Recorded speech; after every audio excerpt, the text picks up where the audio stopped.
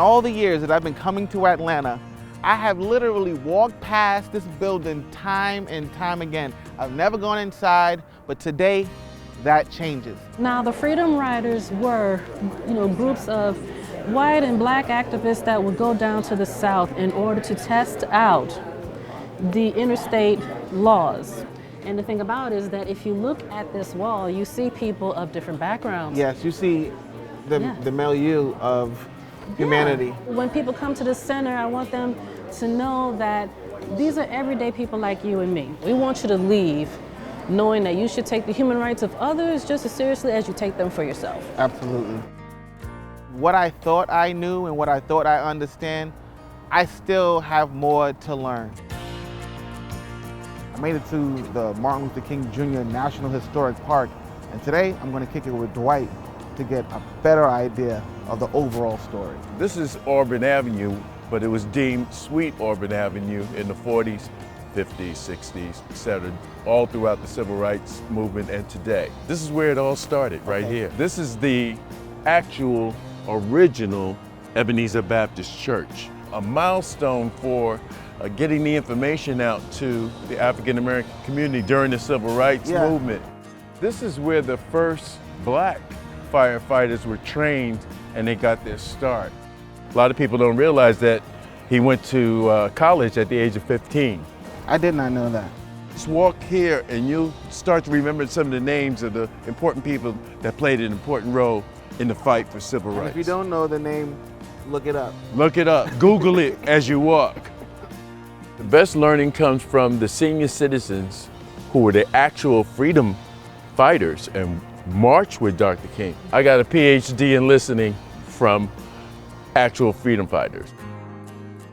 And Mr. Slack is one of the best historians. He's always here, very friendly. Anybody can come up to him and talk to him. Pastor was a place where all the preachers and all the civil rights leaders would come to me. So you lived to see the dream realized, even in those private conversations that you'd serve Dr. King and then you guys have a small talk, the things that he wanted to manifest, you lived to see that these dreams have been realized. Yeah, I did. He didn't do anything by himself. Right. But the way he carried himself and the way he conducted the movement, we had these people come to the aid of Dr. King and help them not only financially, but it's for other parts of the law and things like that. And that's reflected at the National Center for Civil and Human Rights for the Freedom Fighters bus. Walking the Beltline is fun because it's full of sculptures and street art, but the one thing that I keep hearing about as far as food art or beautiful food is One Food South for their modern take on Southern food and cocktails. The collard green kimchi, that's what got me, like my spirit animal. If it was a dish, it would be that. So this is our bourbon miso black cod. The very first thing that stood out to me was the collard green kimchi. We made our own version of kimchi by adding collard greens and bourbon miso cod. Miso cod in general, it's a traditional Japanese dish. You'll find it in a lot of Japanese restaurants. So, being in Atlanta, we're now more of definitely a diverse cultural city. This is that on a plate. I'm all about that crunch.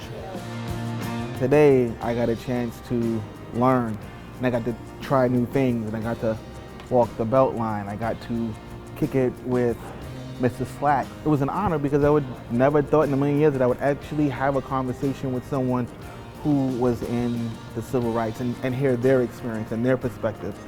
So kicking it with Dwight McQueen and him showing me around the neighborhood and giving me the history of these stories that I've heard all my life, but to get them from someone who knows it and can fill in those kind of gaps and those voids, this has been a life-altering trip, and I mean that sincerely.